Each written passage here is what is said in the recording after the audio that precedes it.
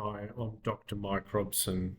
I'm going to talk more about the IRAC method and particularly how to analyse a problem.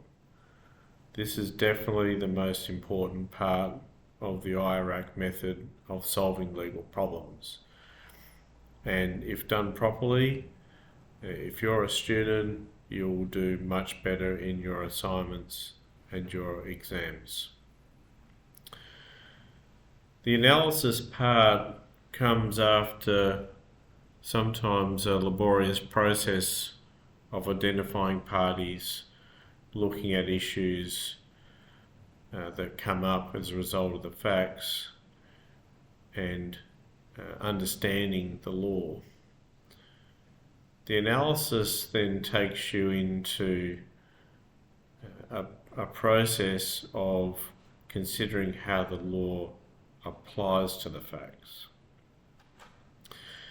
So the starting point is to discuss why the law applies to the facts of the case, citing analogous cases and cases which may be distinguished. You should compare the material facts to the rule and apply the law.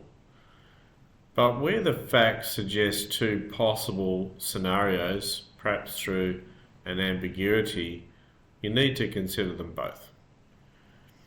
And think about which facts suggest liability of the defendant and which facts relate to the quantum of damages.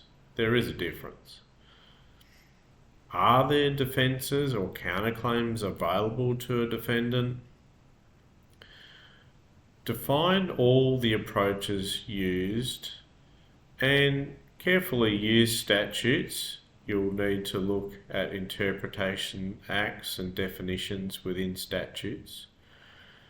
You can reason by analogy, and that can take you to the process of considering analogous or even distinguishable cases in the area of law you're considering.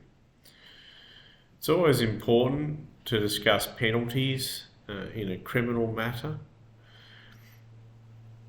Also give consideration to public policy arguments.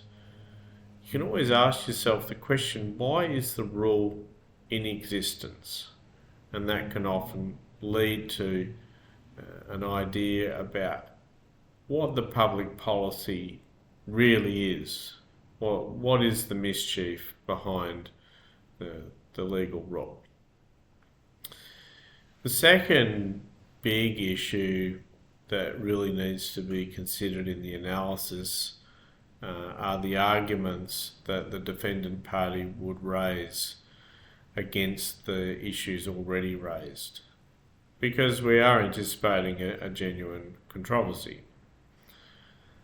The third thing to consider, based on the analysis, is what are the rights and obligations that arise for the parties and what that means in a practical sense. Finally, what are the proprietary and personal remedies flowing from the rights and their potential outcomes? If you approach the analysis in that structured way, you'll be able to carefully work through a process of determining what the degrees of freedom are for your client, because there may well be cases against you and there may be limited arguments, but there may well be public policy arguments that raise issues that have not been explored in the past, and therefore it may well be a grey area. Or it might be the type of issue that might be a question of law that's suitable for an appeal.